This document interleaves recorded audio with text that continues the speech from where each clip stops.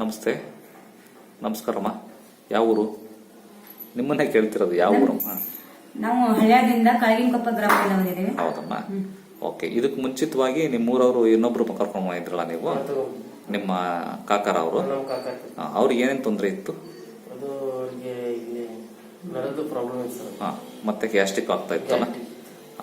ಈಗ ಬಂದೋಗಿ ಎಷ್ಟು ದಿನ ಆಯ್ತು ರೀ ಅವರು? ಒಂದೂವರೆ ತಿಂಗಳಾಯ್ತು. ಈಗ ಹೆಂಗೆ, ಪರವಾಗಿಲ್ವಾ ಅವರು? 50% ಪರವಾಗಿಲ್ಲ ಅಂತ ಹೇಳಿದ್ದಾರೆ. ಹಂಗಾಗಿ ಅವ್ರಿಗೆ ಆರಾಮಾಗಿದೆ ಅಂತ ಹೇಳಿ ನೀವು ಇವ್ರಿಗೆ ಕರ್ಕೊಂಡ್ ಬಂದಿದ್ದೀರಿ ಅಲ್ವಾ?